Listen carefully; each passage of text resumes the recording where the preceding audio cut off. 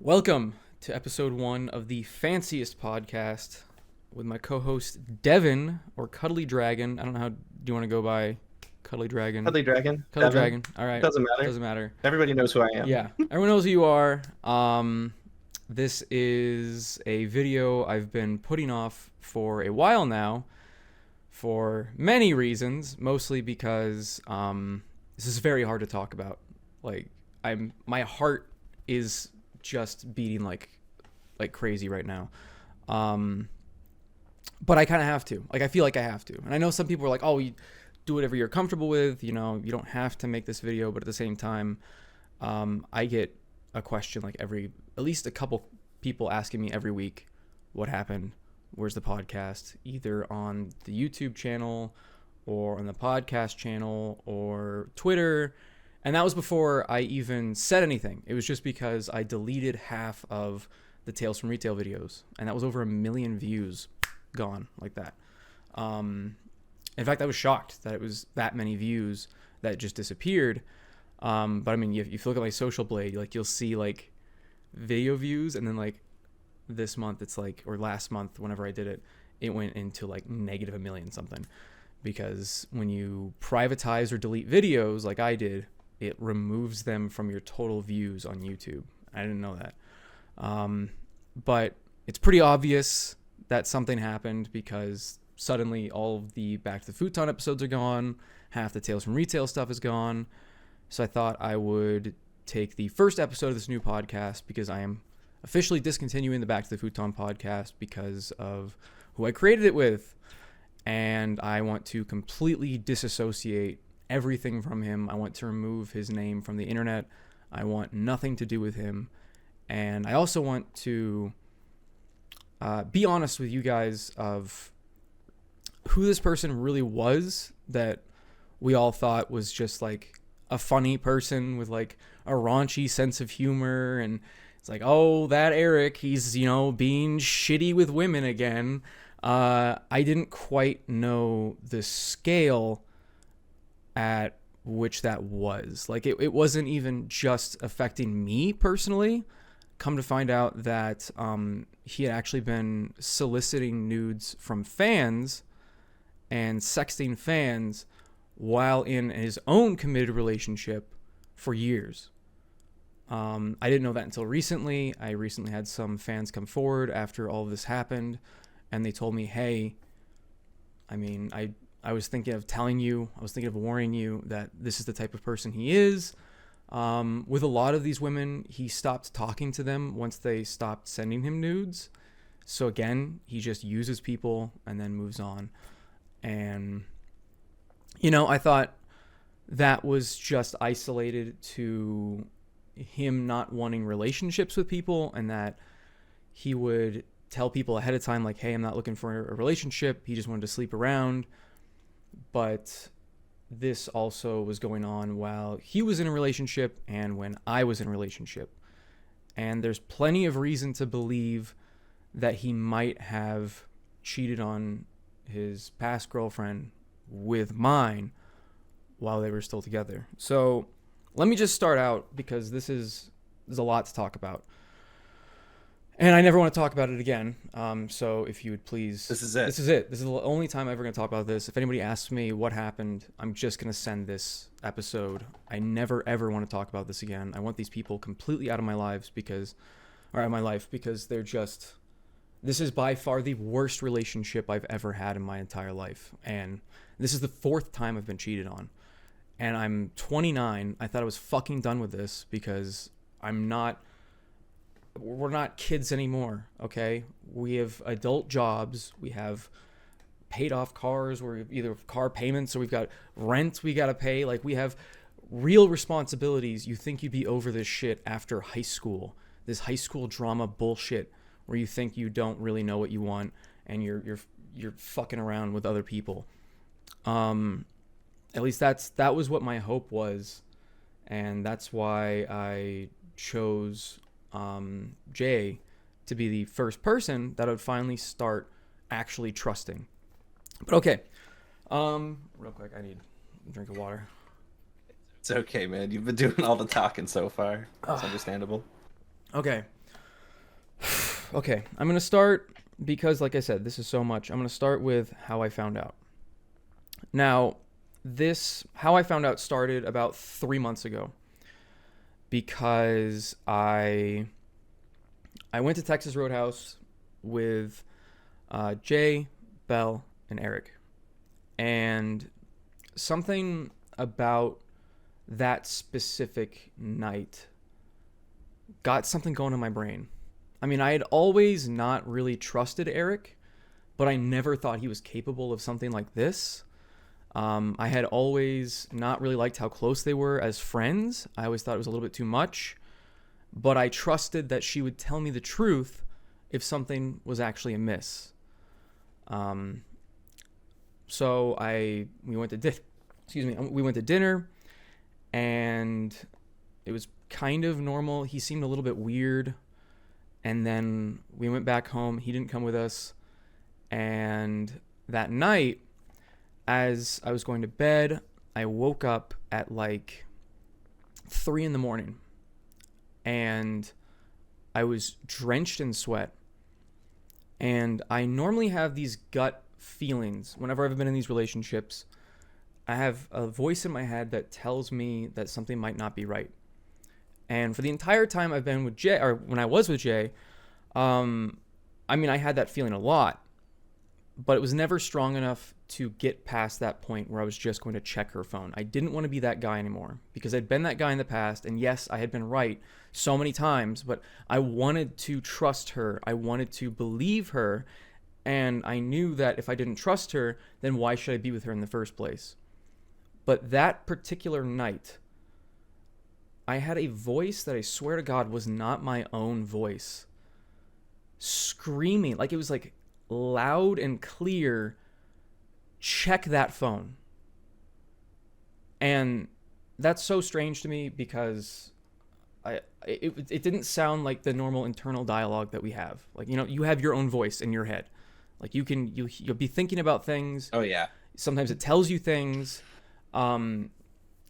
And this did not sound like that usual voice. That was the strangest thing. So I checked, and I saw text messages mostly from him that were very flirty, and then a couple that were very sexual. But the way she had manipulated these messages made it look like she didn't respond. So there were lots of holes in conversations. There were lots of things. Some of them looked natural, like maybe she just ignored him and then they talked about something else. But some of them just looked sketchy.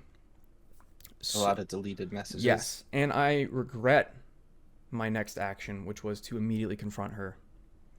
Because it's 3 a.m., I'm drenched in sweat, I'm shaking, and I am now reading, for the 4th time in my life, the girl that I was in love with, that I thought was in love with me, was not actually committed to our relationship, was actually disloyal and backstabbing me. But again, I didn't have anything sexual on her end back to him. I didn't have anything like that. I didn't have any hard evidence. I didn't have any pictures. I didn't have anything that pointed to 100% physical things going on. So I confronted her. And I wish I hadn't. I wish I had said nothing and then monitored their texts from then on, or done something.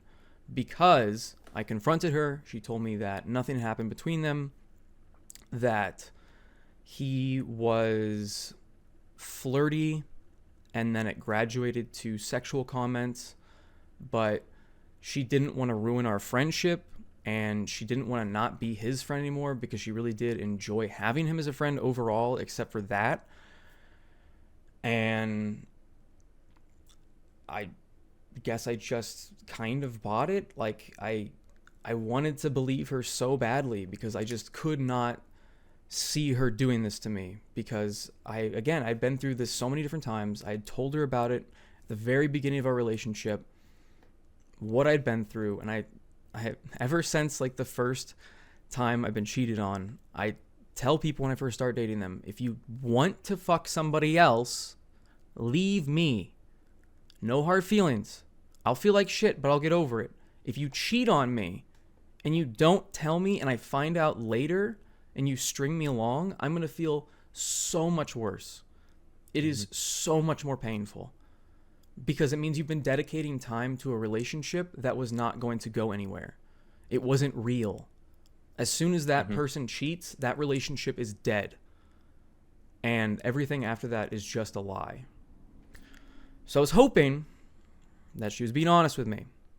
But I wanted to talk to Eric. So the next day, I went and talked to him in person. And I was hoping that she would not say anything to him before I talked to him, because I didn't want him to know that I knew anything. So I didn't want him to start coming up with a story. I didn't want him to think about it ahead of time. But she had already contacted him. And she told me, all she said was, like, I don't want to talk to you anymore. Austin knows exactly, like, what you did. And yeah, and that's all she said that she said to him. And he swore up and down that there was nothing physical. He swore up and down that it was all his fault. She didn't do anything wrong. Don't end the relationship because she's already been through a lot in her life, and we didn't deserve to lose our relationship over his mistakes. Those were his words. And he's like sobbing to me this whole time. He's crying. He's apologizing. He's saying he's such a terrible person and he's trying to work on being a better person. And he even said that he would love to still be my friend. He said that he was going to be Eric 2.0, as he called it, and be a completely better person, never do this again, never talk to her again. And if I wanted to be his friend again, that he would, like, help me build up that trust again. Now, I told him maybe, because he was sobbing and telling me about how awful, like, it is in his brain and how he's constantly feeling alone and isolated and how he can't relate to anybody and how he breaks up with people when they start developing feelings for him because he gets so scared. He essentially played the victim and tried to make himself look as good as possible. And I just chose to believe them. Now, there was always that little bit of doubt in my head because these are two people that have been lying to me for what I understood over a year is what I had gotten from the timeline so far at this point. It had been about a year since he had been flirty and weird. Actually, no. I think even at that time, I knew it had been about 2 years that he had been flirty and weird. And I kept saying, I'm like, I can't believe for the life of me that you guys did not do anything. But they both swore up and down. And I didn't understand at this point, excuse me, I don't understand at this point why Eric would lie to me. It didn't make any sense. It felt like to me he had nothing to lose because he knew that I probably wasn't going to be his friend anyway. And he had nothing to gain by lying to me. I didn't understand it. It was very strange that he lied to me until the very end. Like the fact that he lied to my face again, which I should have believed was possible because he'd been doing it for so long in the first place. But I just believed his story. Anyway, hold on. It's okay.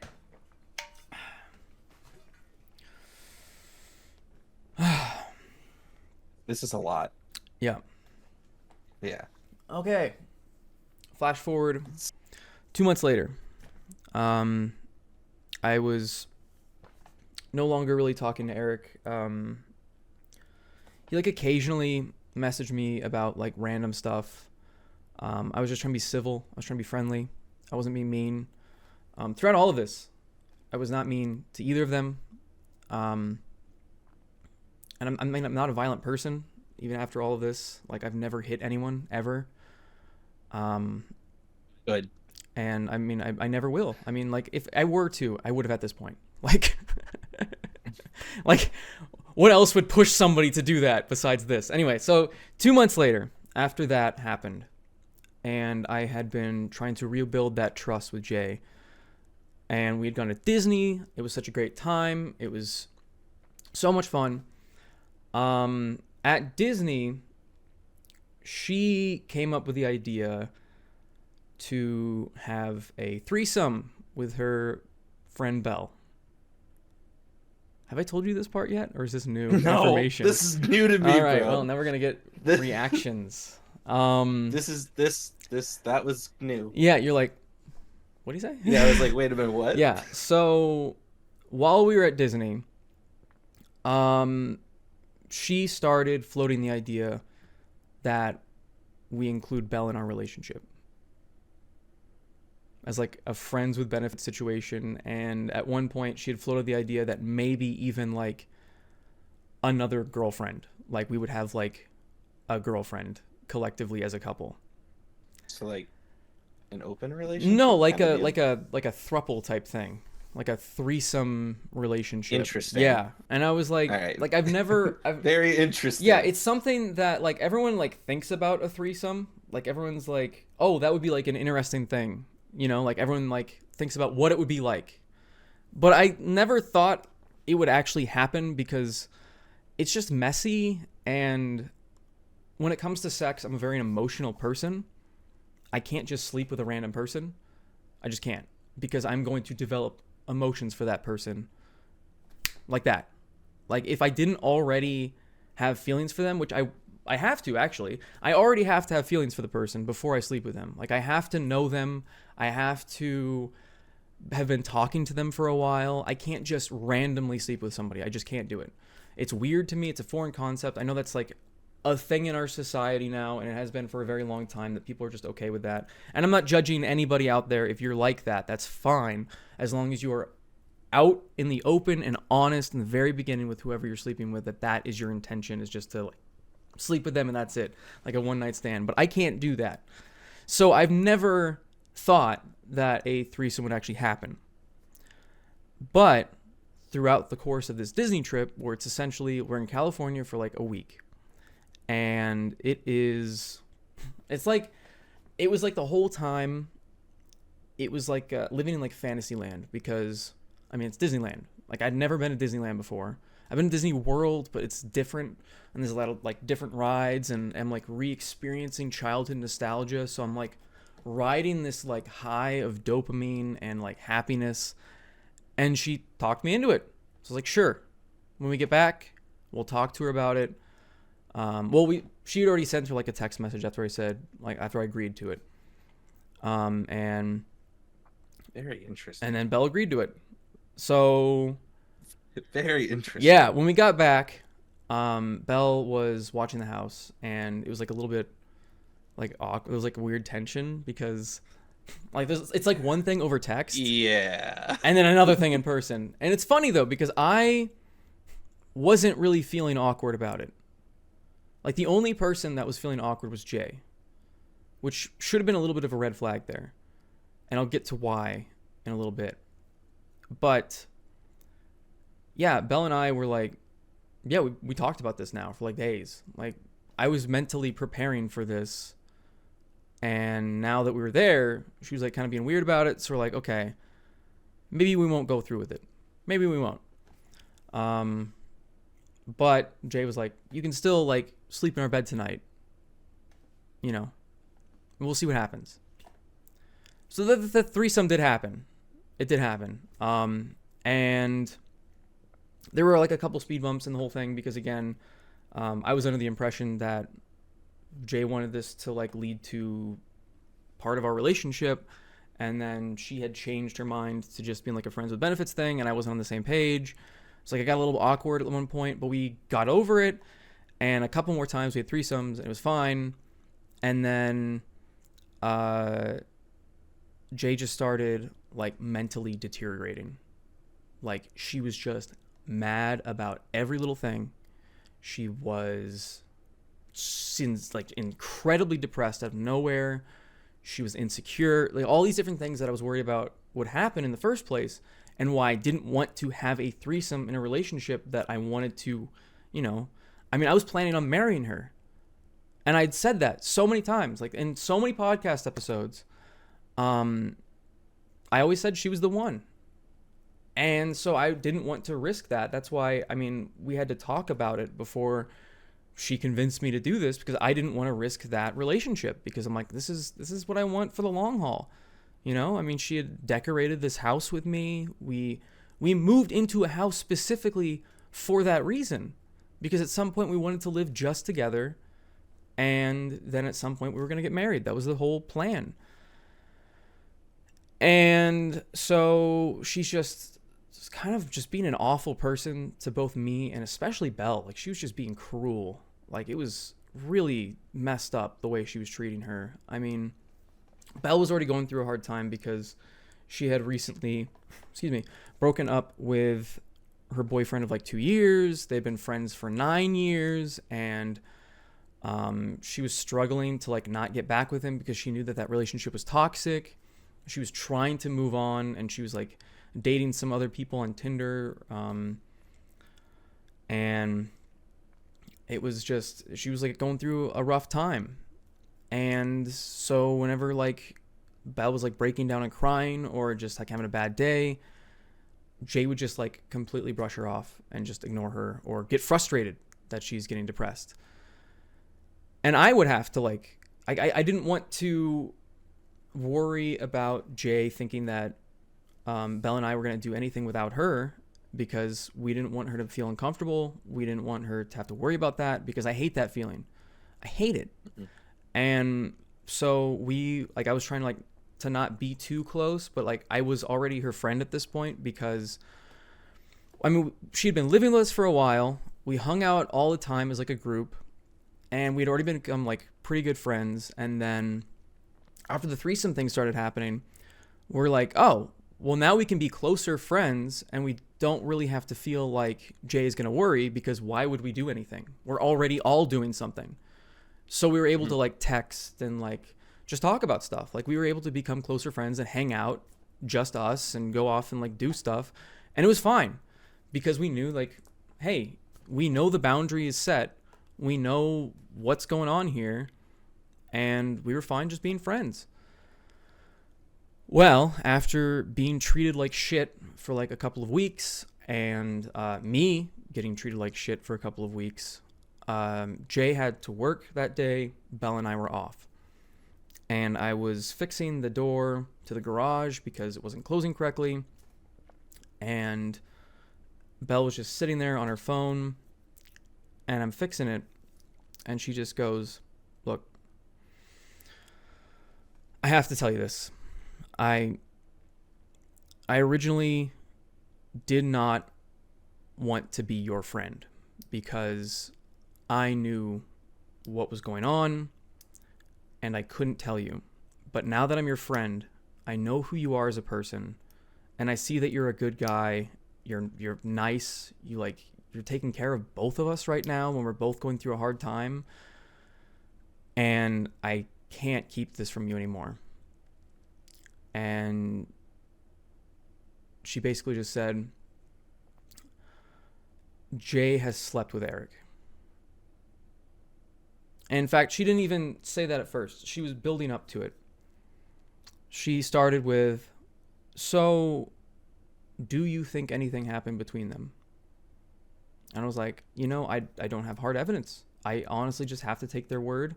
And I know their word is kind of shit, but I don't see why Eric would have lied, because again, he had nothing to gain. There was no reason to. And then she pulled up a message from Jay. I don't remember how old it was. It was a TikTok. And the video was somebody going, oops, I fucked my coworker. And the caption was Eric. So she didn't even say anything. She just showed me that.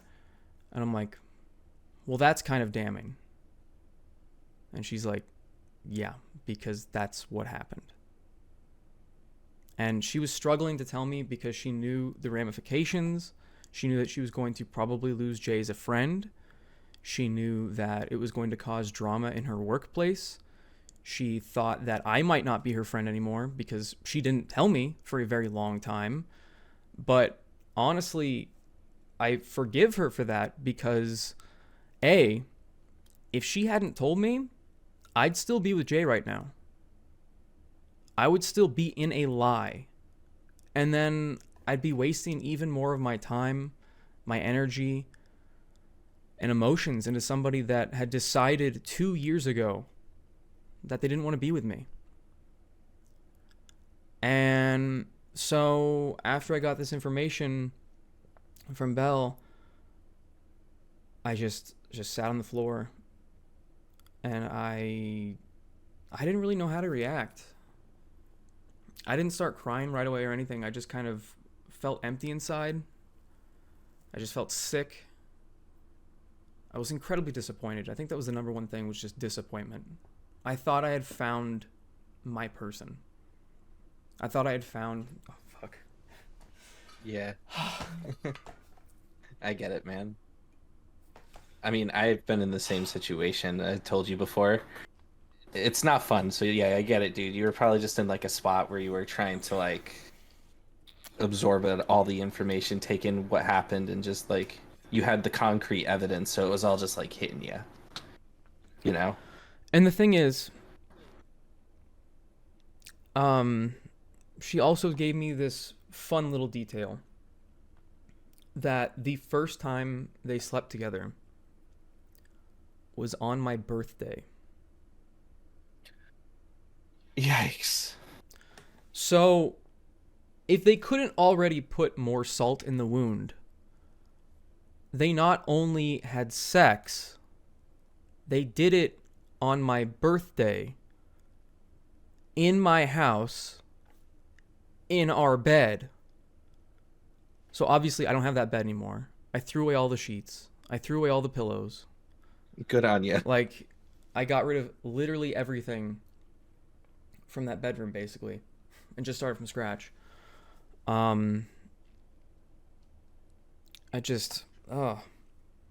So, she asked me, what are you going to do now with that information? How are you going to proceed? And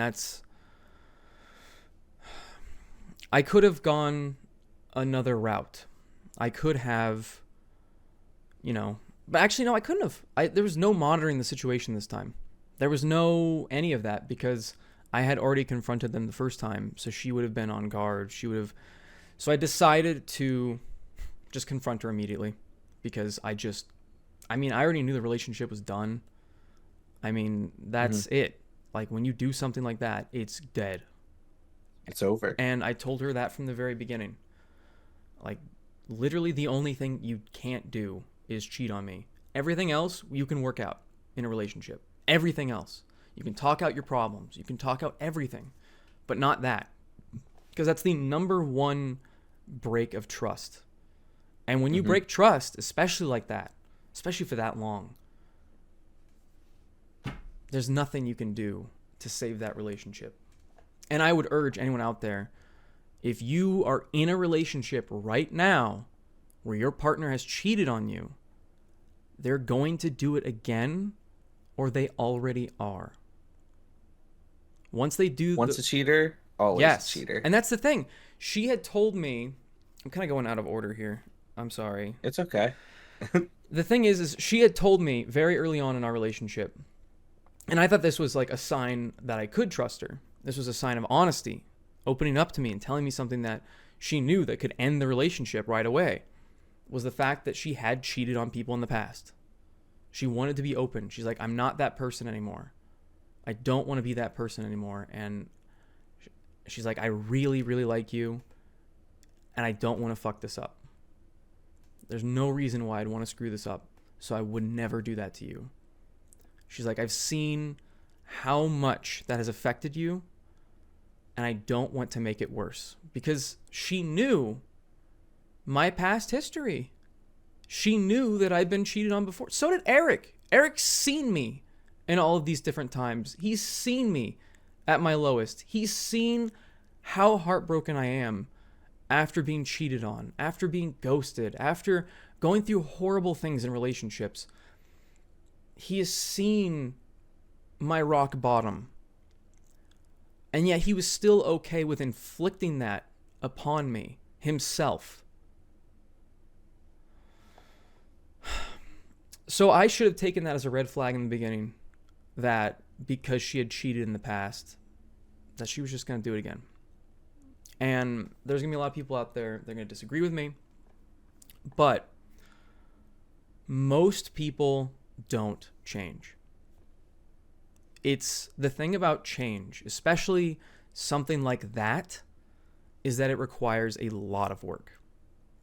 And it requires you as an individual looking at yourself and making a change consciously. Like, you have to want to be that better person. You have to know that what you did was wrong, how you hurt people, and that you won't do it again. And the thing is that is difficult. And a lot of people don't want to put in that effort to make those changes in their life. And again, I'm not saying that's not applying to everybody, but a lot of people will never change. I'm a completely different person than who I was 10 years ago. I'm a completely different person than I was probably 5 years ago. But me too, man. I mean, it's like a slow, gradual process. And the thing is she had cheated on her past partner too. And the only reason I like gave her any leeway on that at all is because they had been cheating on each other forever. And it was a long distance relationship where the person lived in a completely different country. And I'm like, long distance relationships are real, but when you're not seeing each other for months, it's very hard to like lay that foundation, and it's much easier for people to be unfaithful. And if they're like knowing that they're both being unfaithful and they're still staying together, like they're both just like fucked up, toxic relationship. And sometimes that happens. Like sometimes who you are in a specific relationship with a specific person might not even be you. I've had that scenario. Mm-hmm. I was in a long distance relationship. I never cheated on them. I've never cheated on anybody. And I was a completely different person though. I was not a great person. I was very angry because this person just knew how to push my buttons and did it regularly just to win arguments. And because it was a long distance relationship, it would devolve into shouting matches. And I've never been in a relationship besides that one where I've ever yelled at my partner. I've never been that angry before in a relationship. And she wasn't even cheating on me. She just like would gaslight me about things. I had to walk on eggshells about everything. Every argument, even if she was in the wrong, I would somehow be in the wrong and I would have to apologize. And it just drove me crazy. And I was just a shitty person. And I'm like, that, I don't know who that person was. Because that person only existed when I was around that other person. So I was hoping that maybe that's what the case was with Jay. She was in a toxic, shitty relationship.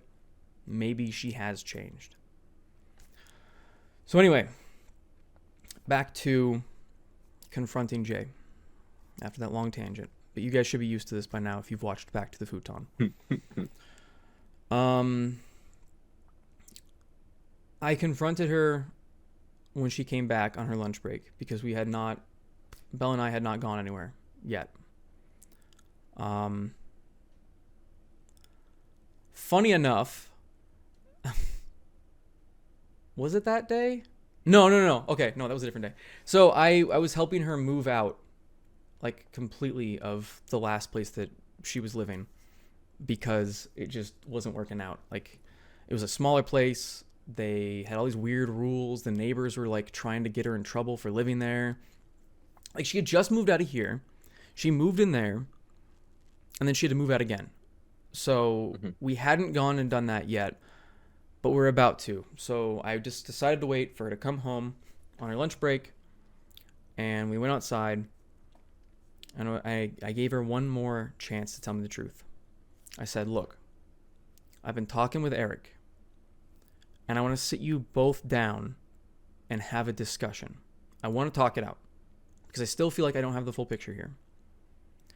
If I find out anything happened between you guys after that meeting and you don't tell me, we are done immediately.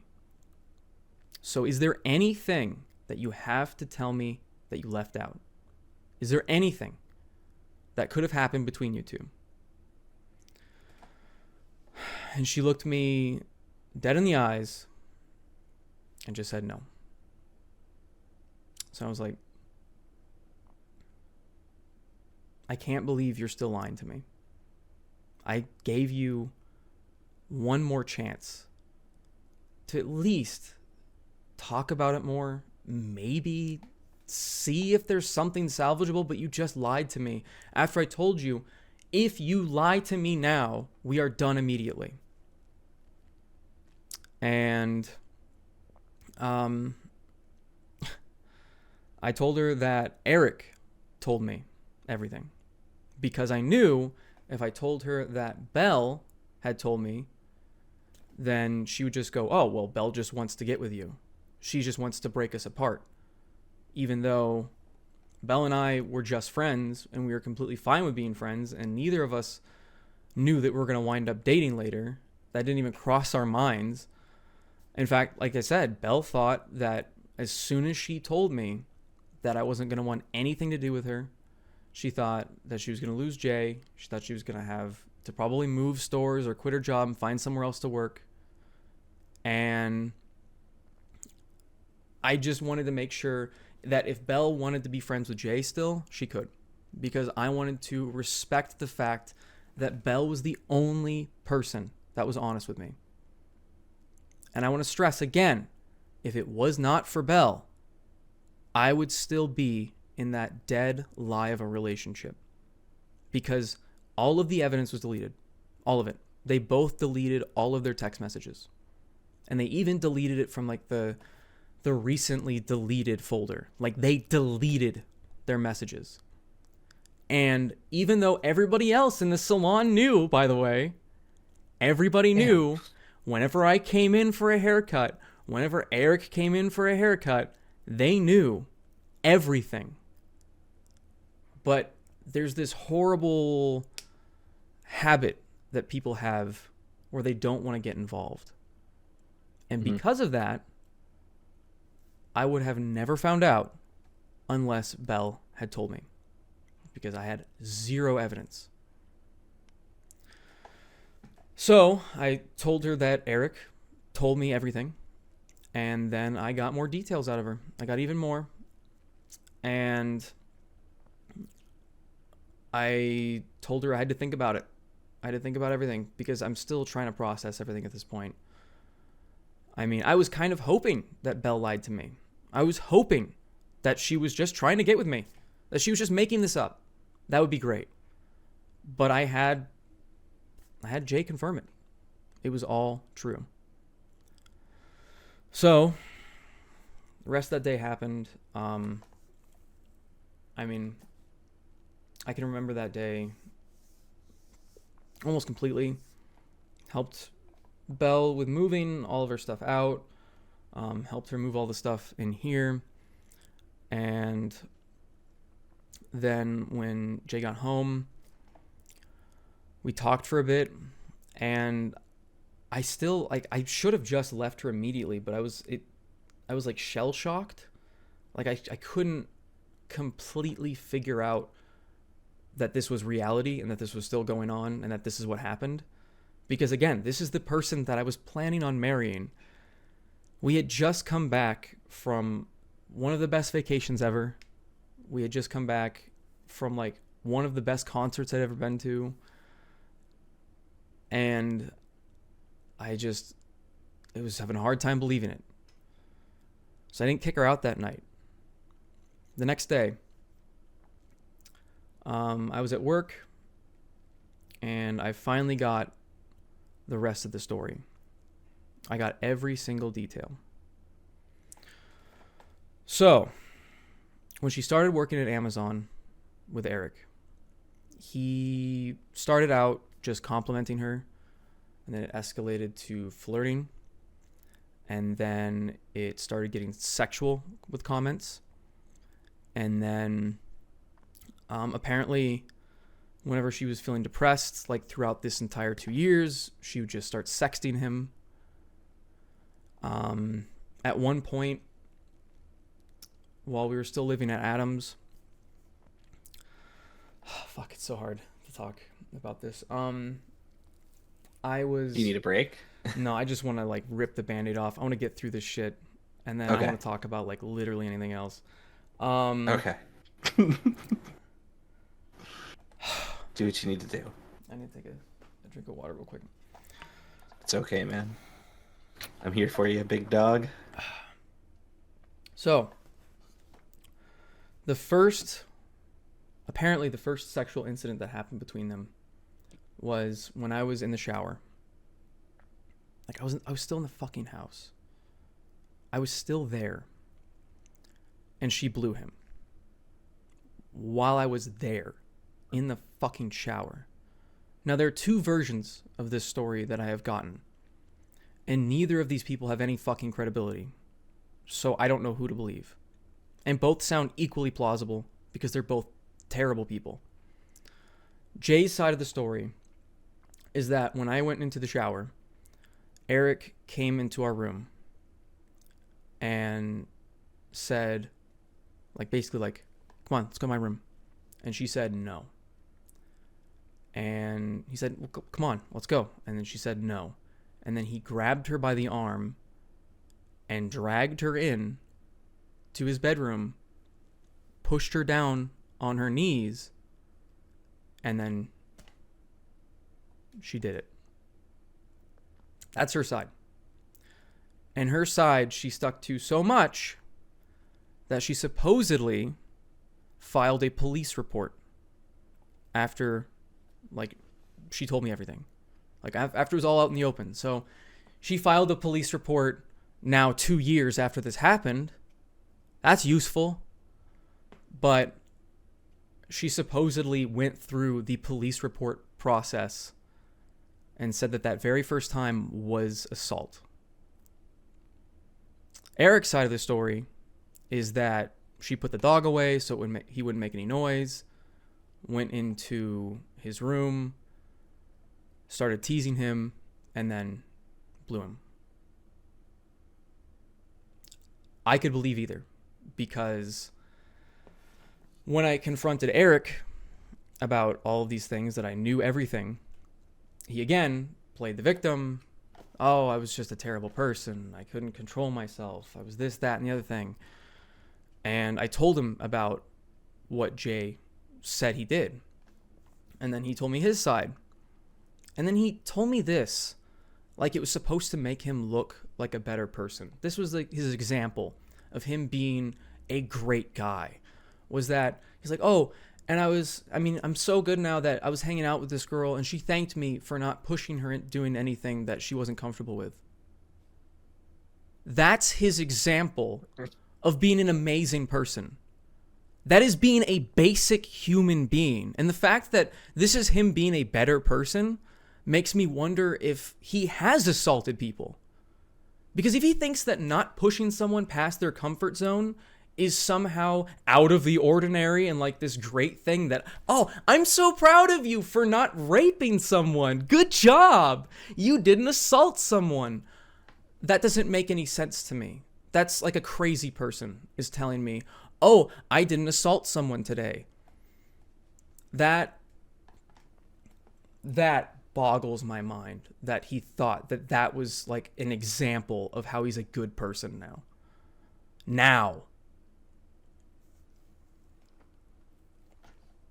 Just hearing that story, just like it like makes me like sick internally. Yes, this is the type of person he is.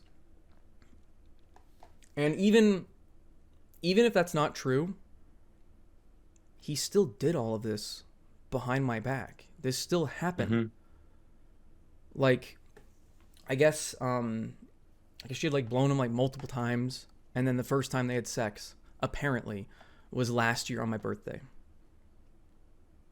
And then they did it again, another time after that.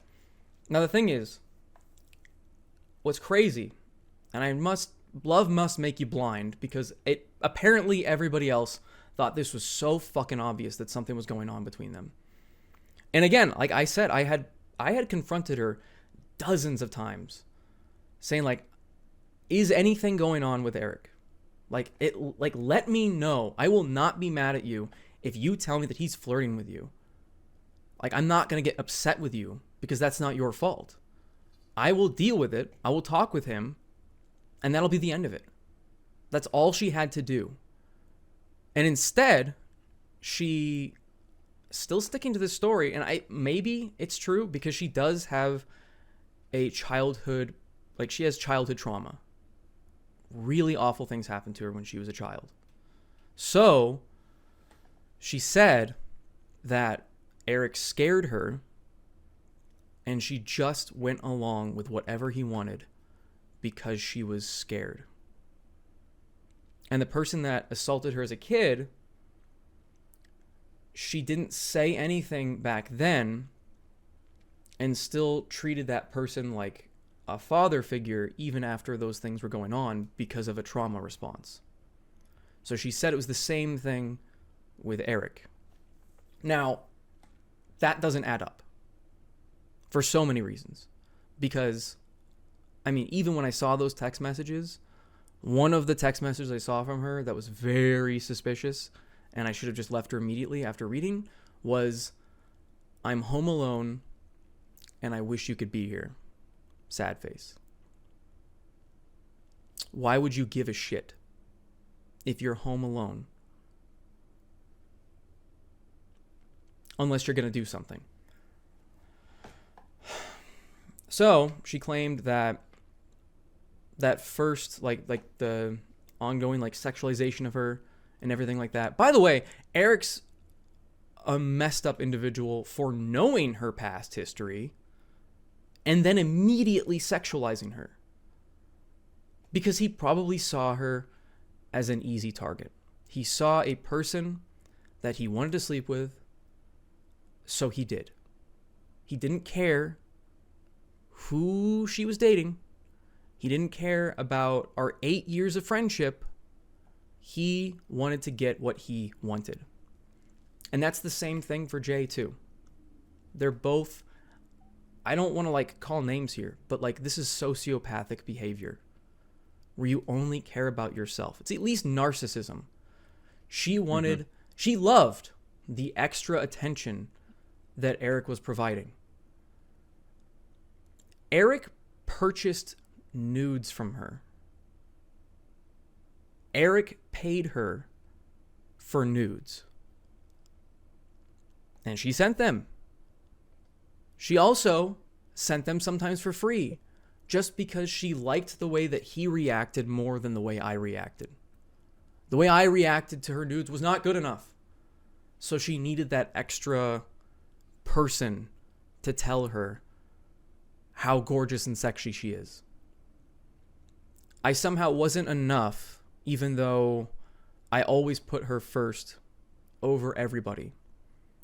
And that's a fault of my own for doing that, because that's not healthy to do in a relationship. You need to have your own life. But I gave my entire life to her. If she had a day off, I am going to spend it with her no matter what. We're going to do whatever she wants. If she wants to watch a specific movie, we'll do that. Because I just wanted her to be happy. And I did everything I thought that I could to make her happy, but apparently that just was not enough. Okay. So there's the general gist. I might have forgotten some things. It's okay. There's some extra things that I wanted to add in.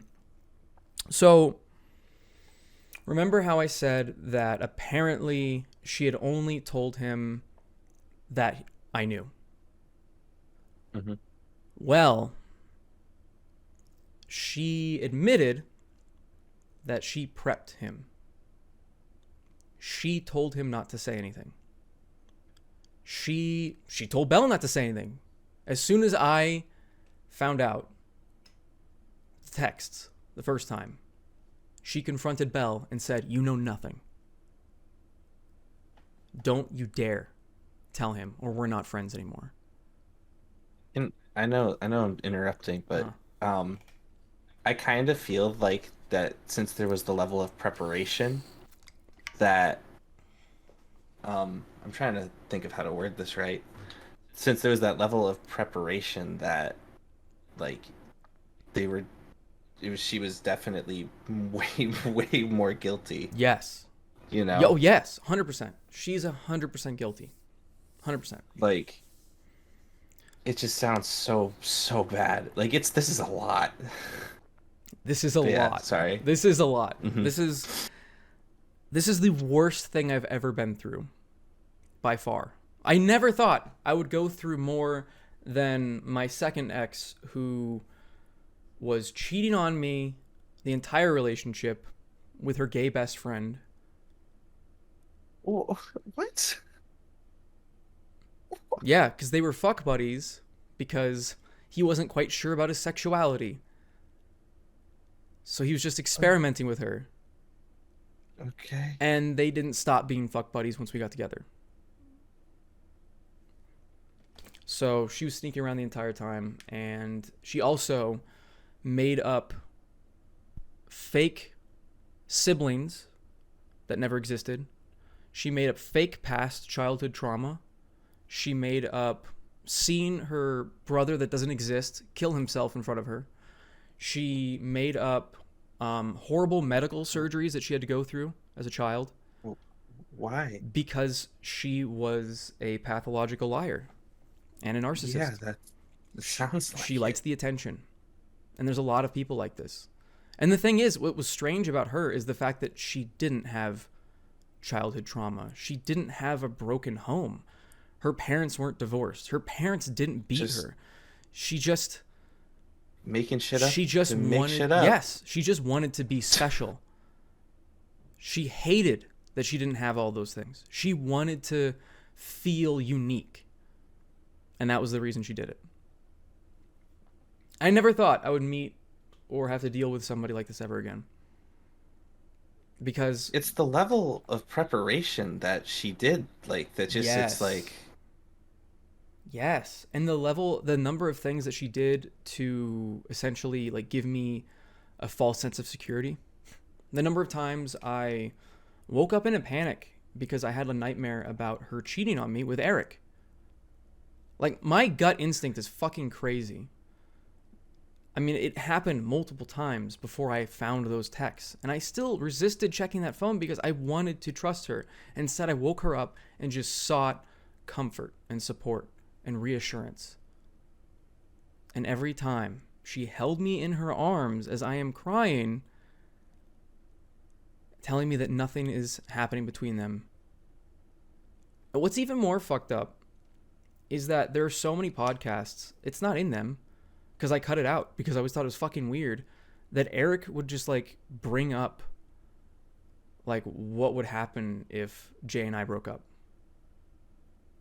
Like, yeah, that is weird. like weird shit. And I'm like, why the fuck would you even bring that up? There's so many strange things that I just should have known, you know? There's red flags. So many red flags. I just ignored it. I mean, sorry, there was another tangent where I was going on where so after they had sex the first time, I think I shot a podcast. I think it was the next day. It might have been that day. It might have been on my birthday when I shot that podcast. I don't know. I've deleted all of them. But all three of us were in it. And one of the comments, I still have this full comment thread. I took a screenshot of it. In fact, it's the channel banner right now for the Fanciest podcast. It says, 8 months ago, from Wrestling Figs, what was that podcast I just watched? It was just you. It was just your girl and Eric flirting the whole time or something like that. And he went on to go like, dude, I'm just telling you, I did the same thing to my friend. The girl is now my wife. I did this, and this is what they're doing. In a few years, you are going to go through some horrible heartbreak. And this motherfucker was right. Holy shit, bro. I pulled up the page because I just wanted to I'm see. going to leave it up Damn. for this episode, and then I'm going to change it to something else, obviously. But I feel like it's very fitting for this first episode. And then leaving the profile picture a dumpster fire. We'll talk about Brandon and whatever the hell we're going to do in the future. But for now, I feel like it's very fitting.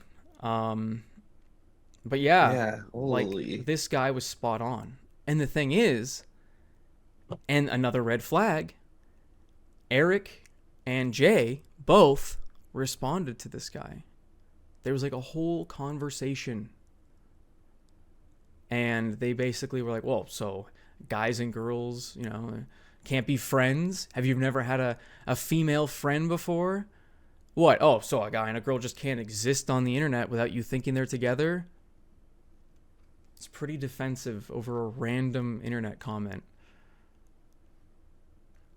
I wonder if I probably did listen to that episode, but I was just listening, so Yeah. maybe I didn't catch anything. That's crazy. Yeah, and I didn't catch it either because I was just focused on the episode. I was just focused on keeping the conversation going, keeping it entertaining. And I mean, that is a thing that people do on the internet. They just say, like, oh, these people are together because they're in the same room. Hmm. But We're together now. this specific Sorry. instance, yeah, it's true. We're dating now. Sorry, guys. This is also it's a depressing episode, but it's also a very cheerful one because Devin and I are now, what, be boyfriends? We're boyfriends. Yes. Yes. It's great. The first laugh. God, I'm so glad First you're here, jokes. man. I've been on the brink of crying so many fucking times, and if you weren't here, I would lose it. I'm trying to only I'm trying to let you just tell your story and like speak up like when I feel like Thank you. I need to say something, you know? Yeah. Because as I told you before we started, this is about you. So. Anyway, okay. Where was I? Fuck. I know we just Oh, we had a good joke. The YouTube comment. Oh, that's Absolutely right. Yeah. wild.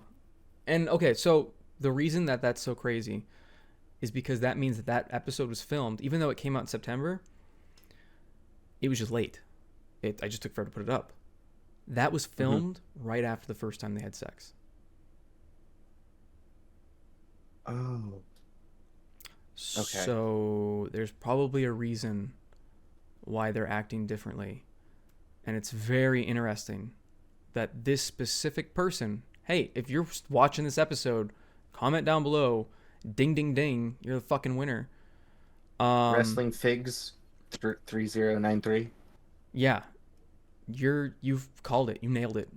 I wish I'd listened to you 8 months ago. I guess it'd be 9 months ago now because this all happened a month ago that I found out. Let's see.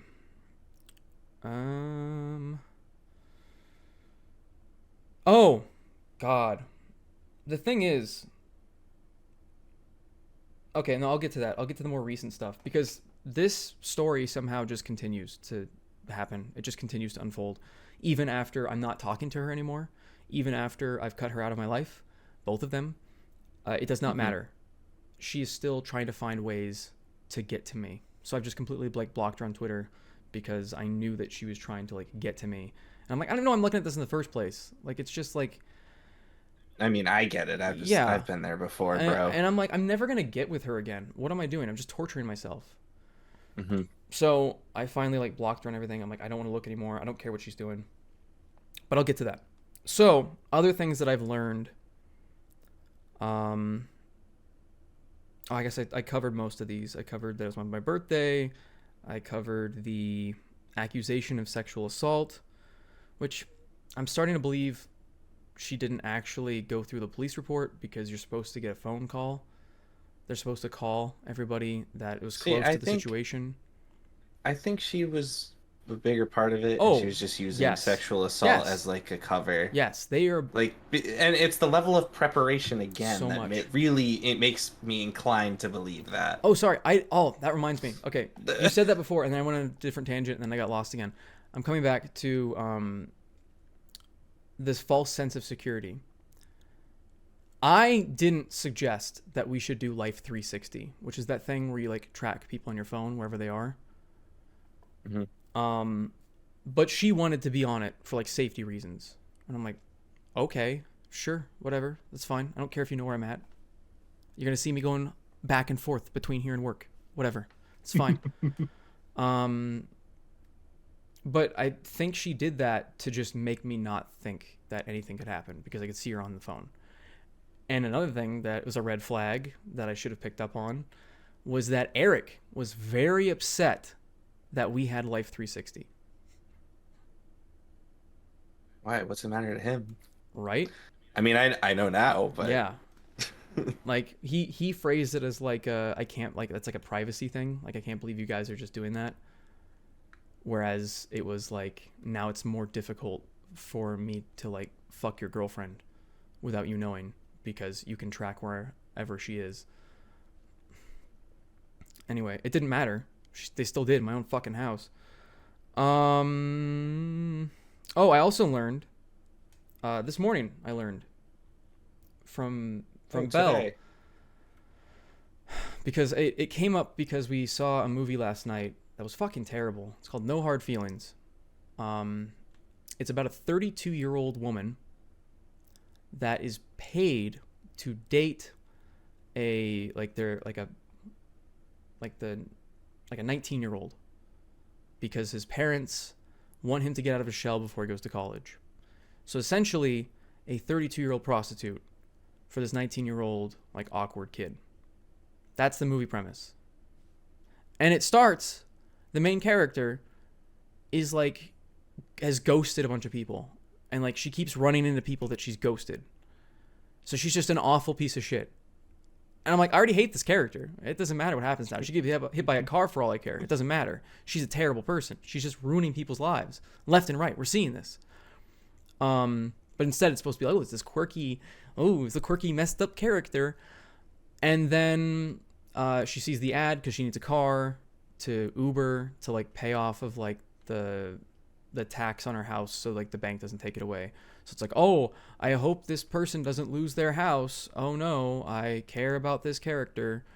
So she needs a car, and the ad is, we'll give you this car, which is like, it's not a great car, but it's a car that runs, if you date our 19-year-old son and help him get out of his shell.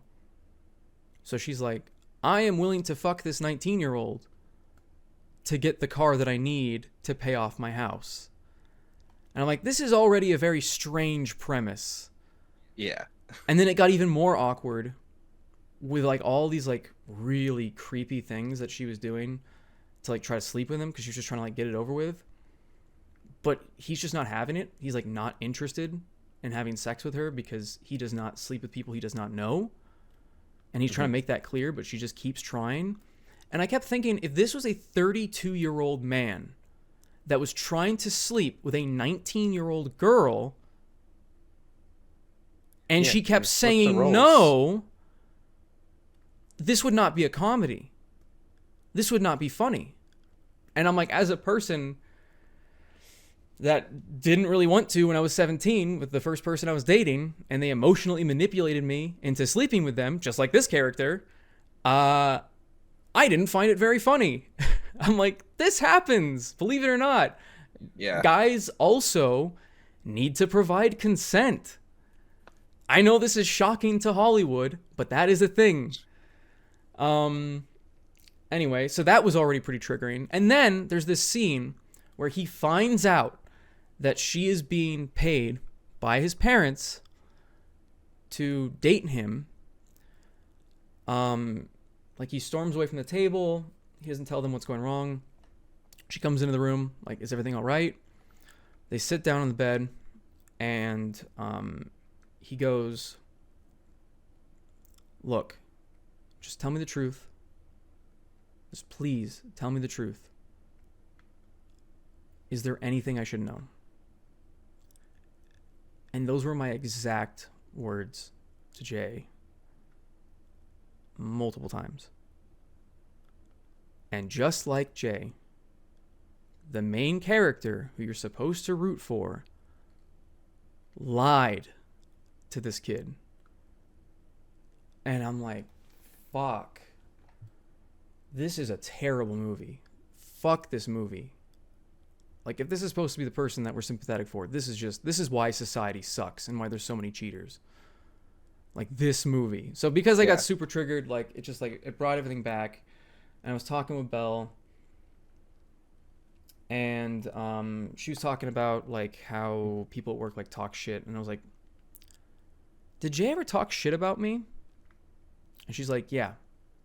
Eric and Jay would talk shit about you all the time. So not only were they sleeping around with each other behind my back, lying to my face, they also had the nerve to make fun of me. Like, they were insulting me behind my back. I'm like, what the fuck is wrong with these people? It's like everything I learn about these two people just keeps getting worse, and I don't think it can. Are you ready for it to get even more worse? As ready as I'll ever be. I think this is the last thing. And hopefully... Hey, there's an end. Hopefully it's... There's an ending. Yeah, hopefully it's the last thing. Remember, an ending is a new beginning. Yes. So. Yes, and I am ready to not think about this ever again. I'm ready to just forget these people existed in my life. And I'm ready to start therapy at some point because I probably need it. That's what this show is. Yeah. I'm just kidding. Yeah. Seriously, that's what this is right now. It's a lot cheaper than therapy, that's for sure. Also, sorry, before I get to this last thing. During the whole time I was breaking up with her and having her just, like, get her stuff out of my house, she just kept begging me to forgive her. And remember I said the one time I yelled at her was she just kept playing the victim card. She just kept repeating, I was traumatized, I was scared, I didn't know what to do. And I finally went, shut up. Stop it. We both know that's not true. You've told me your side. I've heard most of Eric's side. And I read the text messages. You were complicit. And even if that one instance you were not, the rest you were. You tried to hang out with him alone constantly. You hung out with him constantly. You invited him into our house on a regular basis.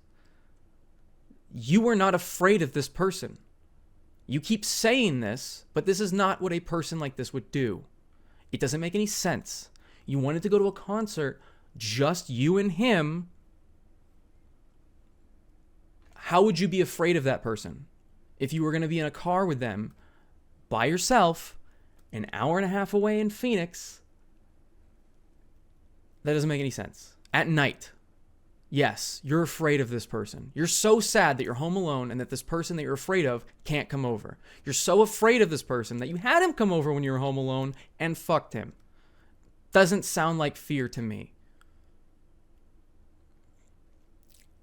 Nope. I couldn't take it anymore. I'm like, you're selfish, you're narcissistic, you don't care about anybody but yourself. And that's what you've proven to me. And after that, she, like, texted me a couple more times, and I was just blunt. I'm like, you know what? No. There's another thing. She was, like, telling me that she was going to kill herself. So not only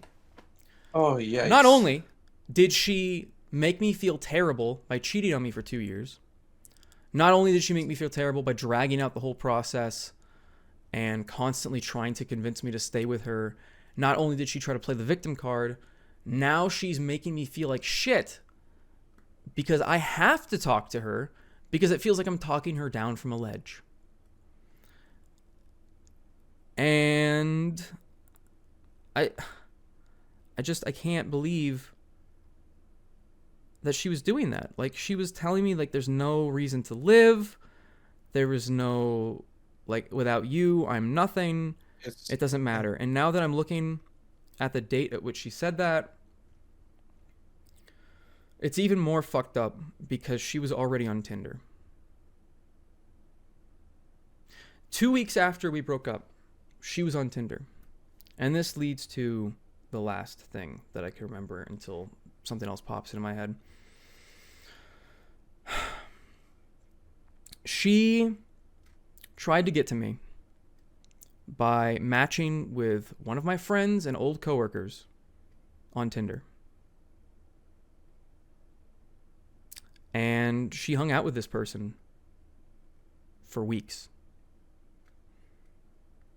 And she lied to him immediately, saying when they first started talking, they kind of knew each other because they'd met before at a work event because I brought her.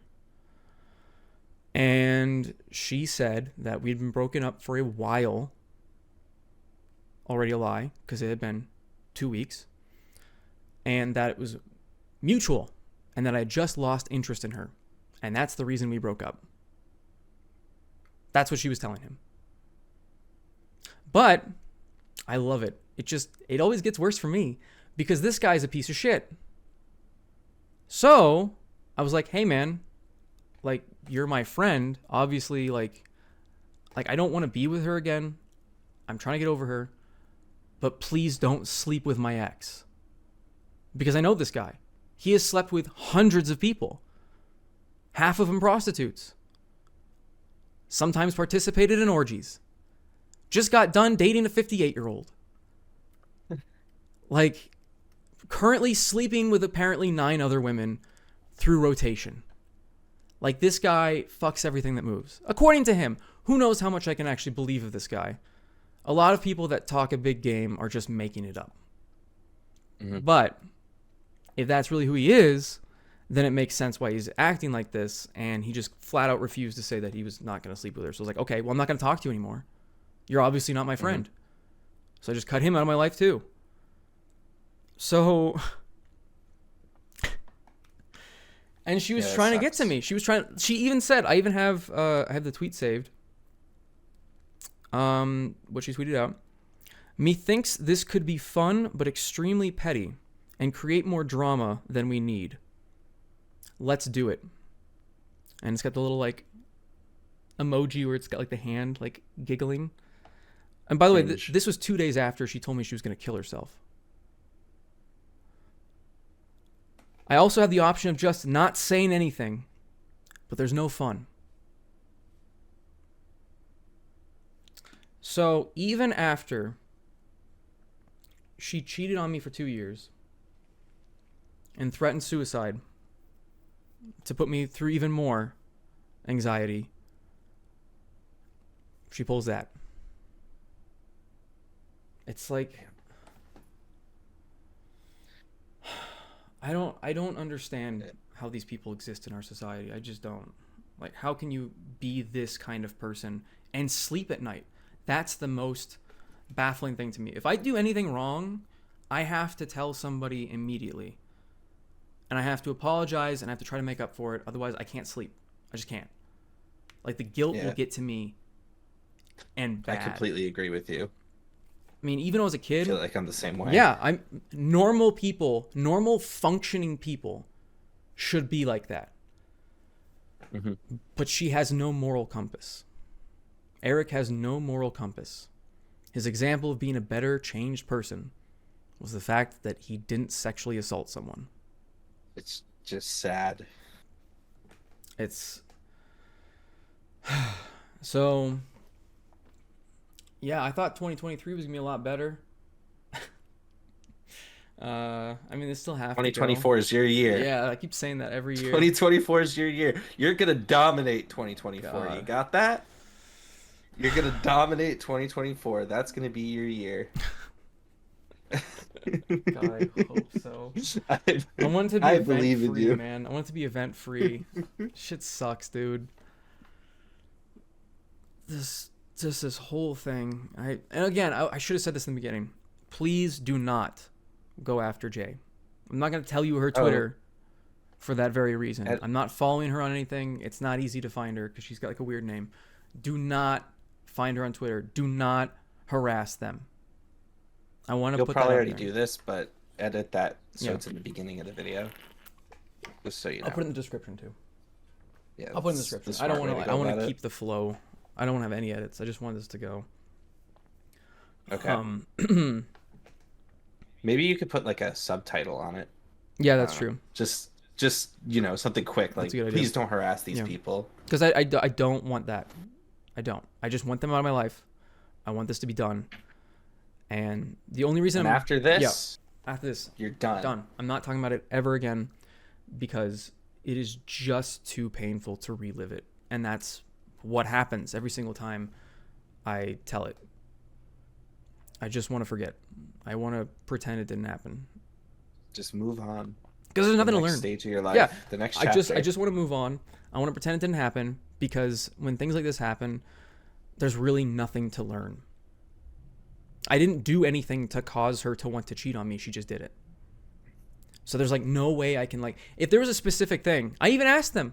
I asked them both. I'm like, what did I do to deserve this? She even said, you didn't do anything wrong. And I'm like, well then what the fuck? Yeah. Like, that's just... There's nothing to learn from the situation except for, I guess in the future, I'm just going to make sure to have my own life. Stop being so codependent. And like, those are things like personally I can work on, but like, that's not going to stop this sort of thing from happening in the future. It's just going to like make me like a healthier person in a relationship. Yeah. Having like realistic expectations set for people. And the thing is, I do want to mention this a little bit. So, when I met her, she was in debt. And I saw this, like, I fell for her like immediately. I have a problem with doing that. I'm not going to lie. I fall for people very quick. But there's something about her, like I loved hanging out with her. She was just a fun person. There's a reason she's very good at manipulating. It's just because she is a fun person to be around. And I basically paid off her debt and told her that she could just pay it back over time. Because I didn't want her dealing with like the crazy interest rates of credit cards, and I just wanted to help her out. Mm-hmm.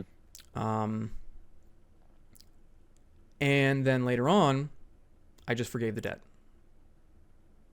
Because it had been like many, many months. And I was like, I really do like this person a lot. Like I could see myself with this person for a very long time. Like this is my gift to you. A new fresh start. A new way to like start paying off of your student bills. Have like a better budget. Figure everything out. I was trying to help her out with so many different things. And the time that I, like the day that I forgave her, she had already been cheating on me. The day that I forgave her debt, she had already been cheating on me. My parents also helped her buy a car. Damn. We all went out together, my mom and Jay and my stepdad, and we all went out and we were looking for cars. We were trying to help her get a great deal. They negotiated with the salesman. They got a fucking crazy deal. They got like a 2023 Toyota, I don't fucking remember what it was. They got it for like $19,000. And this was like height of like the chip shortage. This was like when it was difficult to find a car. And that $19,000, that was cheaper than the used cars we were looking at. So my parents gave her $5,000. No strings attached towards that car. She was already cheating on me at this point and still accepted this financial help. In a relationship, I will not hold financial things over a person. I will not involve money in that way because I feel like that's manipulative. I feel like that's controlling, and that's a sick way to have leverage over somebody. And I never did that with her during our relationship, even though there were plenty of times where she owed me a lot of money. and I just kind of let it go. I mean, I paid for Travis when he got taken by the coyotes, when he got hurt. I was taking care of him every day, and I completely paid for his medical expenses, which were $2,000. She was about to fuck Eric. This was about a month before she did, even though I had just paid her dog's medical bills, so she did not have to worry about that financially. She consistently didn't help with bills at home, but I forgave it because I knew that if she was sticking to the budget like I had planned, she would be paying off her student loans at least. And again, I saw this as a long-term relationship. I saw this as somebody that I could potentially marry.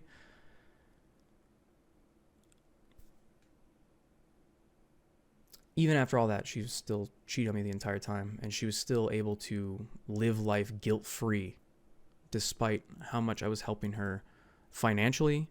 I was giving her all of my free time. I was barely ever hanging out with my friends. They gave me a lot of shit after I told them the story. They're like, dude, you gotta not do that again. I'm like, I know. I'm so sorry. I'm so sorry. Yeah. I'm not a good friend when I'm with somebody because I give them my everything. And that's not healthy. And I know people are going to say that, and I get that. I know that now. I'm sad that it took this long and it took this painful of an experience to learn. But, I mean, at least I learned something from all of this. Neither of them have, but at least I have. And honestly, before Jay had gotten super petty and did all this, like, weird shit, I was still rooting for her. She had destroyed me. She had treated me worse than anybody ever has, but I still was telling her, I want this to not mean nothing. I want this pain to mean something. Be a better person. Look in the mirror, realize who you are right now, and become a better person. I texted her this so many times. I told her in person the last time I saw her. I'm like, I genuinely want you to become a better person. I want you to have a good life. It's a shame that I had to be the person that had to be the catalyst for you becoming a better person. But don't do this to somebody else. Make me the last. That's all I want. But because she knew that I was not going to get back with her, she didn't change at all. She went back to being exactly who she was. I found out she always told me that she was like chipping away because she had gotten back into debt. And I'm like, I'm not paying it off this time. This is ridiculous. Like, it already felt like a slap in the face that she did not manage her money after I did that for her. I don't make a lot of money, by the way. I'm just very good at saving. And then I'm a fucking moron when I get into a relationship and I just want to help no matter what the cost. Which, again, I've learned and won't be doing again. Not to say that I'm not going to help, you know, my partner. It's just I'm going to do it in a different capacity. Like, I'm not going to no strings attached thousands of dollars. Yeah. And I should be weary of people that are okay with that, because that should probably be a red flag. If they're not pushing to pay me back, if they're not giving me money constantly to try to get rid of the debt, they're not overly thankful. And that's a thing that my parents even said when I told them like everything that happened. They're like, you know, she was a selfish person. She never said thank you to us, ever. And I just chalked that up as nerves. But then I noticed, and I started, like, the more that I started looking back without the love blinders on, I'm like, man, she just kind of took me for granted with everything. That Disney trip, I mean, my dad paid for the whole thing.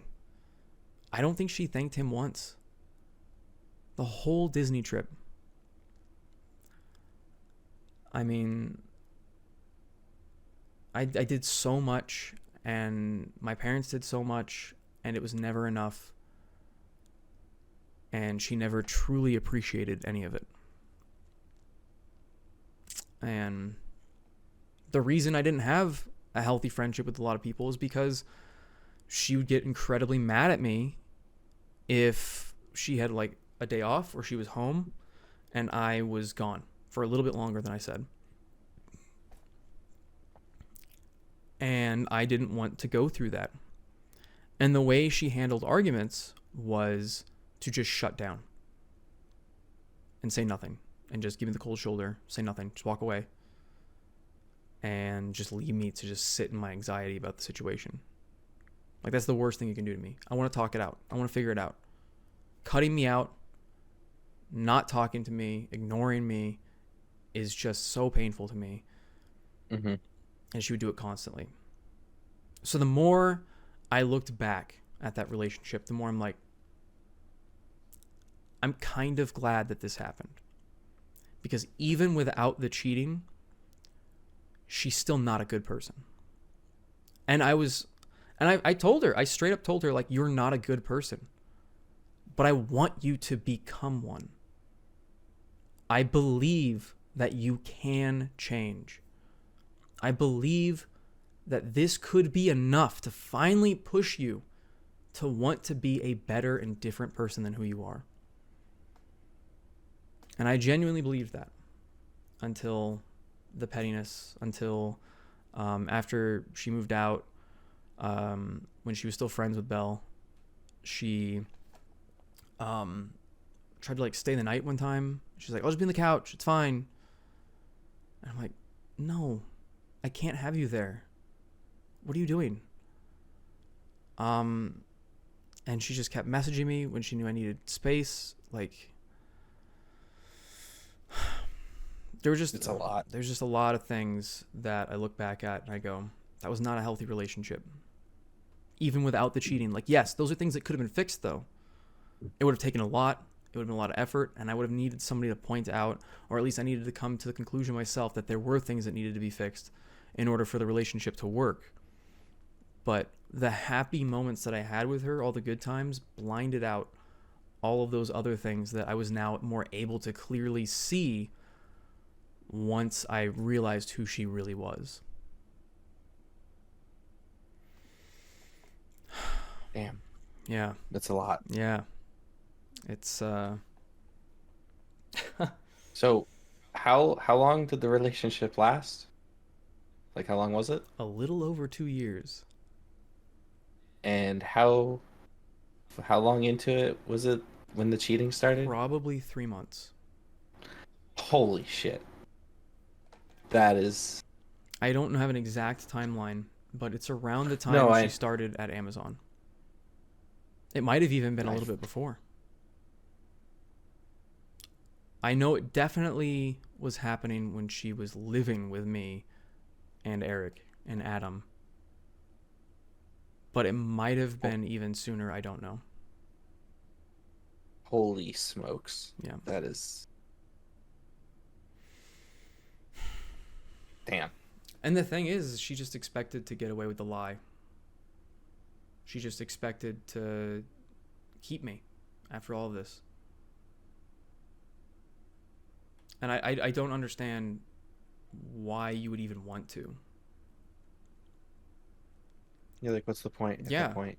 There's a short relationship I was in when I was 20.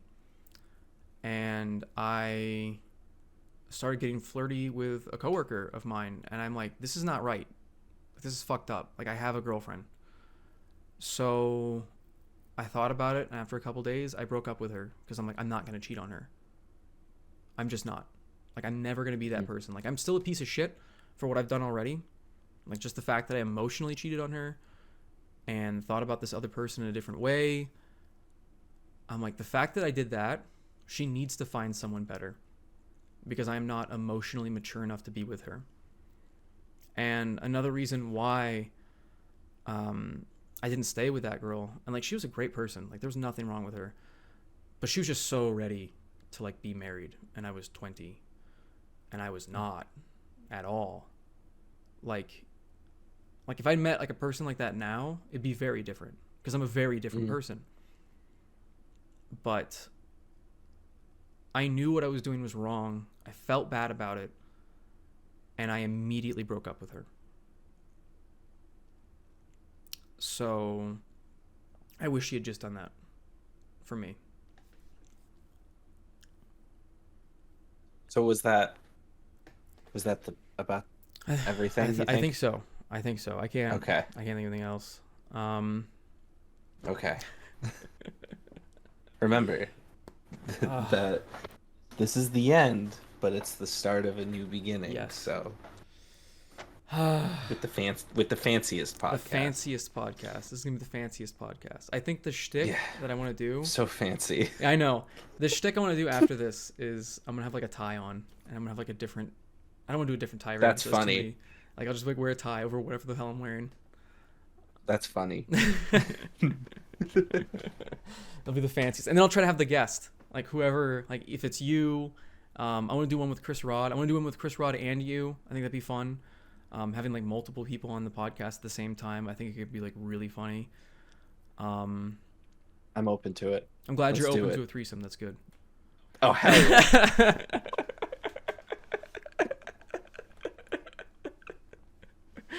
You know, I actually have a story. I don't know how much you want to go, but I have a story because you said something in the middle there, and it reminded me of something that happened to me back when. Mm-hmm. So you said like it was the hair salon thing where people know but they don't say anything. Yep. So I'm actually the type of person who, if I were to find out something like that, I go and I tell people. Me too. I don't. No. I can't live with myself if I know something like that because I've been cheated on. Yes. So I know how horrible it is. You can so empathize. I would go out and be like, exactly. Yeah. You have empathy. You're a person. Exactly. So this was like 10 years ago now. I found out that one of my brother's friends was cheating on his girlfriend with one of my friends, and like it became clear because I was hanging out with one of my friends, and then they were there, but then they started just, you know, being like super like close. Mm-hmm. And so it's like you could just tell. But so then I ended up texting the guy's girlfriend and just letting her know like, hey, this is everything that happened. And I first confronted him. This was 10 years ago, so I'm trying to remember.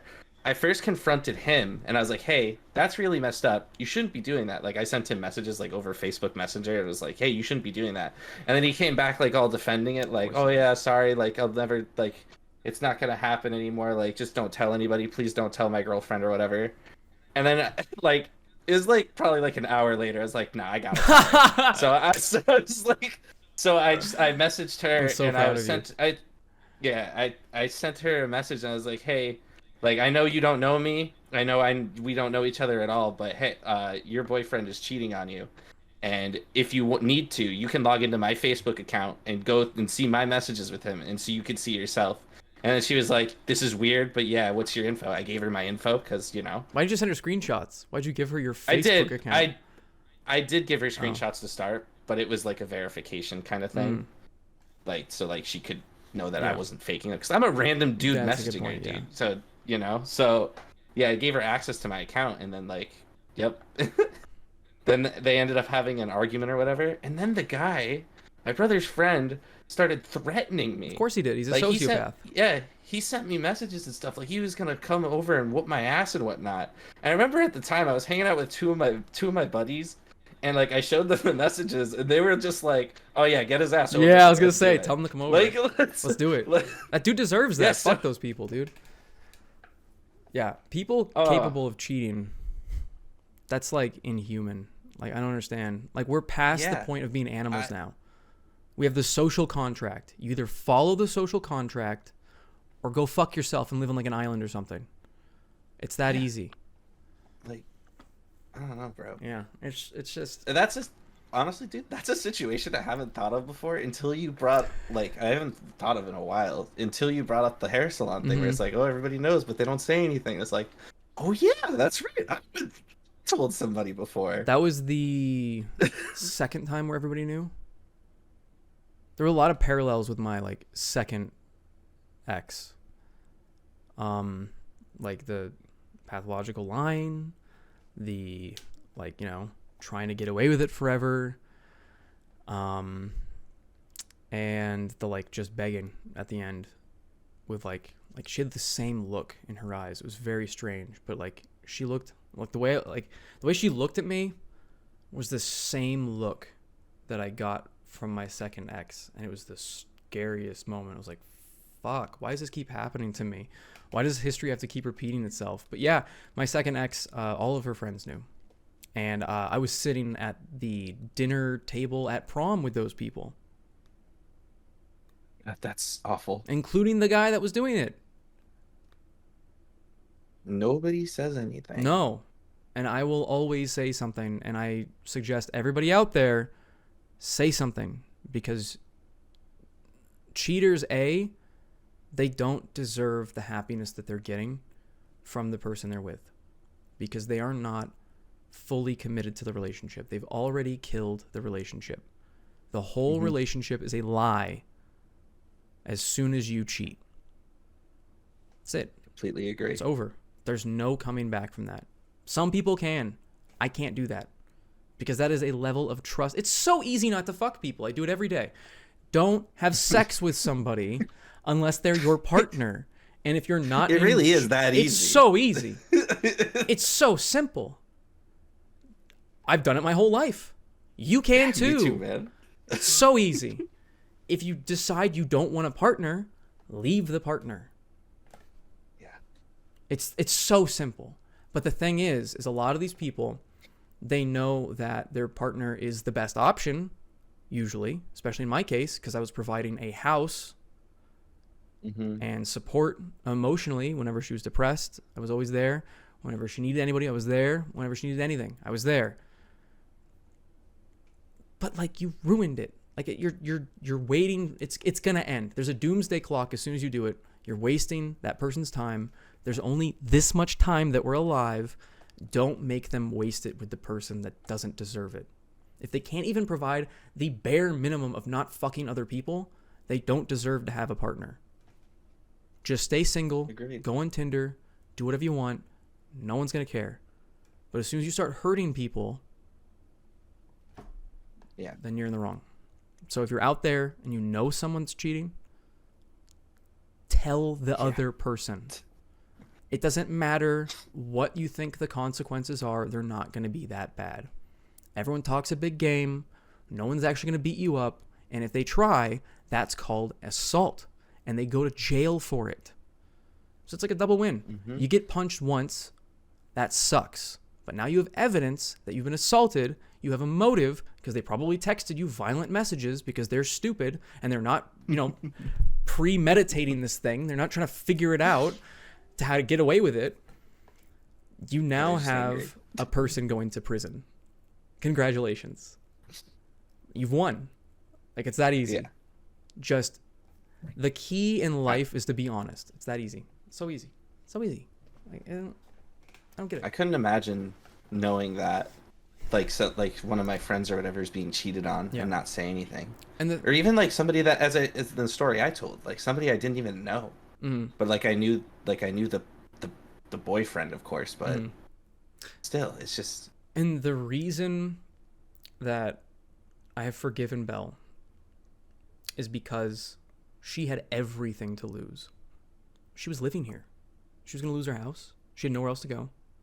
She was going to lose her best friend. She was going to lose her job, probably. And she thought that I probably wasn't going to be her friend afterwards. Like, she thought she was just going to lose everything. And also, not only that, another reason why is because she was getting fucking terrible advice from so many different people telling her not to say anything. Because she wants to. Why? So she's asking people. She's trying to get the confirmation that what I am thinking of doing is the right thing. And she is consistently getting the opposite messages from all of her friends telling her not to do it, from her therapist telling her to not do it. That's weird. Like, what? Like, that's really weird. The fact that she did tell me even after everyone told her not to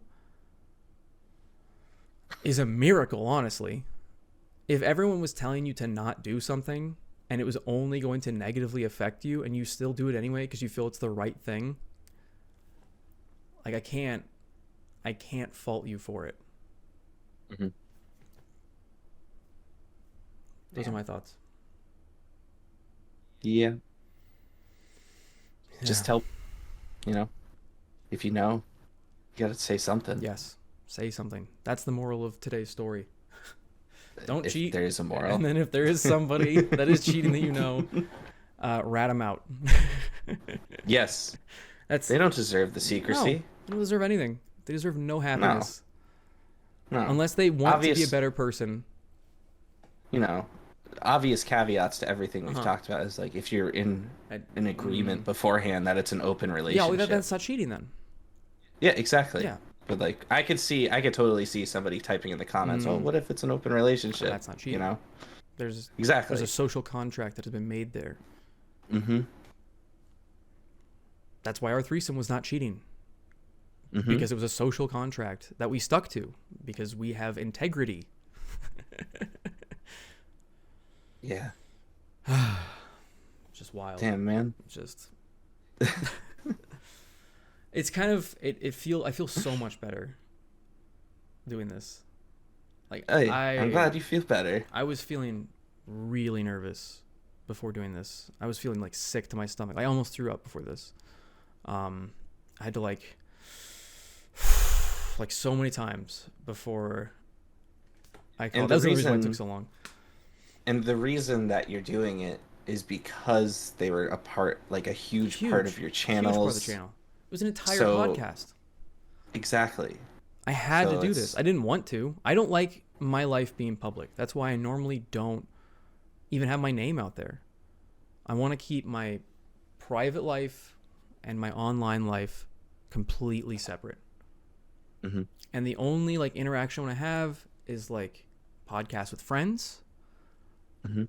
And that's it. Like I'll tell stories about things going on in my life, but I don't normally like to involve stuff like this because I don't like drama. I don't like causing drama. I don't want to. That's why I was saying don't do anything. I want this to be over. This is an explanation as to why 1 million views are missing from my channel.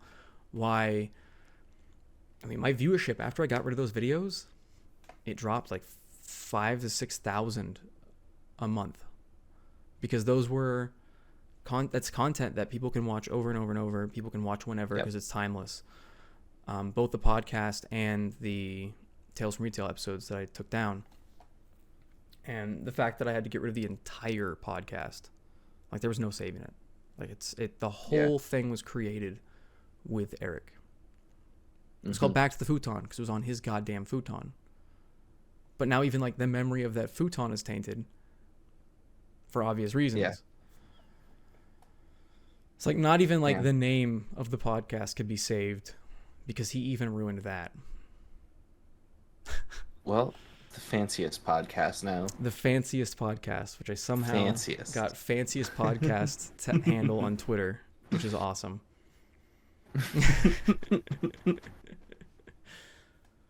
It fits. Hey, it's a new beginning. It's a new beginning. It does fit. It does fit because you're Fancy Vision. Yeah, I'm Fancy Vision. Fancy Vision on Twitch. And Discord. Oh, right. Yeah. No, wait, on Discord, you're Sir Fanta. Yeah, but that's the like name, but like the actual username. Oh. Because I couldn't get Oh, you Fanta got Vision. Fancy Someone got Vision? Fanta Vision. I'm like, Oh, that sucks. come on. Who else wants I got that? Cuddly Dragon. I got my name. It's because you spelled it like K. No, I'm still surprised you got it, honestly. Like the number of like furries and scalies out there, you think all the dragon names would be gone. I know. You got it. They sometimes I would also go by the name Cuddly, just Kuddly. That name was taken. And I actually DM'd the person, like I sent them a friend request on Discord, like the person who got it.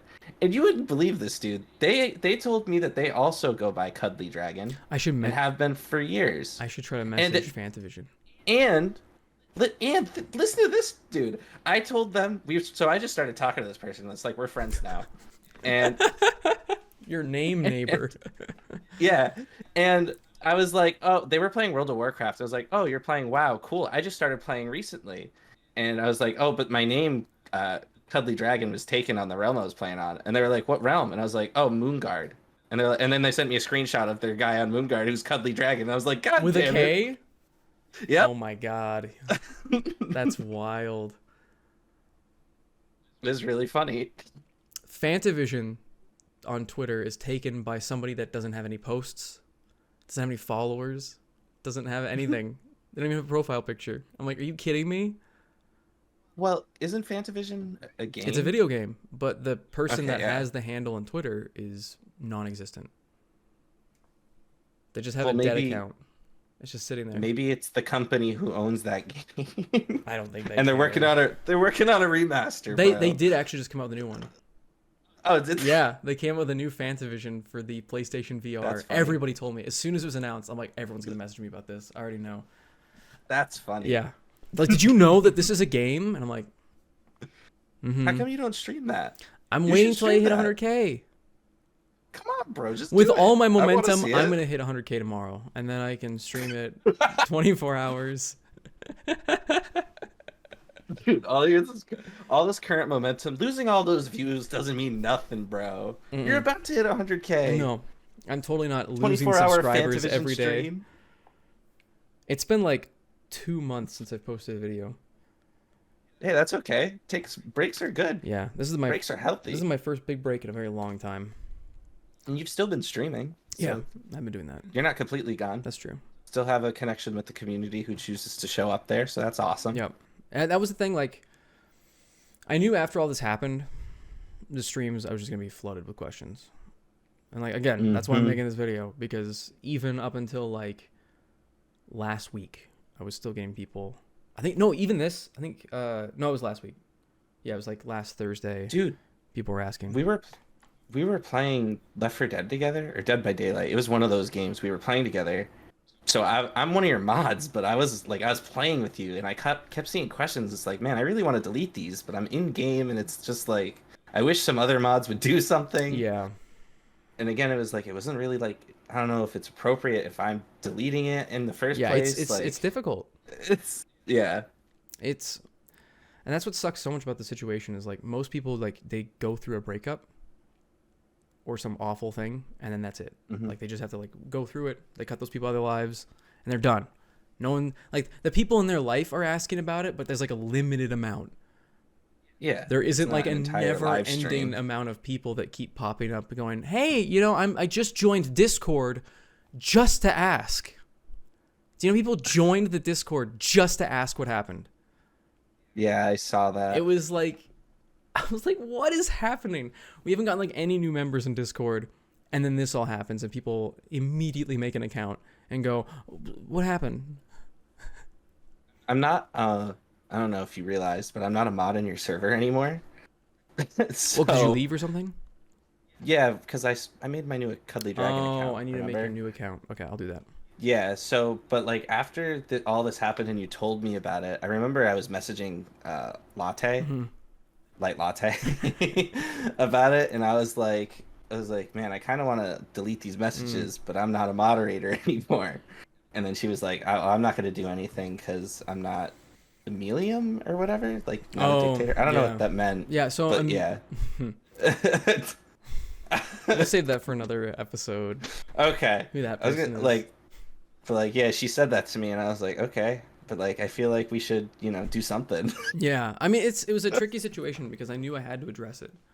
And And okay, so what it actually was you. So you had banned Eric from your server, but you didn't ban Jay yet. Yeah. And so I was talking to Light, and I was telling her, I was like, he's probably in that phase where he's in denial, thinking like, oh, she really didn't do nothing wrong. Because, like, I was in that phase before when I got cheated on. So it's like, that's why she's still in the server. And I was like, you should boot her. But then that's when she came back and was like, I'm not Emilium or whatever. It's his server, his call. I would have banned her immediately for you, big dog. the reason I that would have been really funny. But at the same time, I'm like, she's not really going to cause any trouble. And if she really wants to torture herself and come and read this stuff, like, I'm going to start telling people what happened. And she can't defend herself. I have all of the evidence right here. If anybody ever doubts my story, I have it all in writing from both of them. Neither of them can deny any of this. Everything I've said is in here still. I have never deleted any of their messages, and I never will. Because if anybody ever doubts me, I want to know that I have it, and I can prove No. The fact that they're still coming after me is kind of sad, and it just proves that this is the type of person they are. And here's them saying it, coming straight from them. In fact, the first time I was confronting Eric, I wanted to record it, but my fucking car kept like picking up the Bluetooth, and it kept showing on my screen that I was recording. I'm like, well, that's completely defeating the whole purpose. Yeah.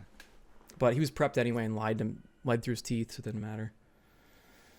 Anyway, Yeah. you want to cover anything else really quick before we end it? We're almost at 2 hours, and I gotta eat. Make sure you guys come over to twitch.tv/cuddlydragon and drop a follow. Fucking plugging after that podcast. Jesus Christ.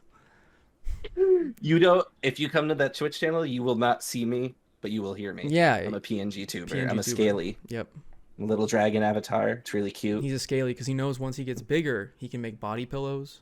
He can like Exactly. really sexualize the fuck out of the character. Go full you 3D. understand. Yeah, I know it. You start 2D, you gain the money, you gain the following, you change to 3D. Exactly. That's the plan. That's when the real money comes in. Like, the goal is to ultimately change to be a VTuber, but I'm small right now, so we were PNG tuber to start. You know? Yeah. You understand. I understand, yeah. You have like big like dragon pectorals, and you'll have like big abs. You could like see each individual scale. Mm-hmm. Hyper detail. Yup.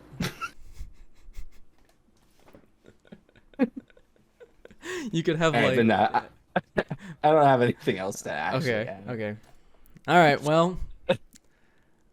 Thanks for watching / listening to the first episode of the Fanciest podcast. I swear to God, they're not all gonna be this dark and awful. I fucking hope not, because it means it happened again. Cool. We'll do a more lighthearted one next time. Yes, for sure. Just had to get this Where over with. We just talk about Halo, like we did last time. Oh, that yeah. Never came out. And we talk. What else did we talk about then? Lots of stuff. Yeah, I'm sure there'll be stuff to talk about. There's always stuff to talk about. Yeah. All right. Thanks for watching. Have a fancy day. I need to come up with a better outro than that. That's awful. Have a fantastic day. No, that doesn't. This is Fanciest. This is the Fanciest podcast. It has to be something like fancy stuff. Have a dapper day. That sounds awful. That has to do with fancy dapper. Yeah, it does. It's pretty terrible. That's funny though. Maybe terrible's good. Terrible is good. Would you wear a shirt that says "Have a dapper day"? Yeah, absolutely. All right, it's settled. Have a dapper day. Have a dapper day, everybody. See ya.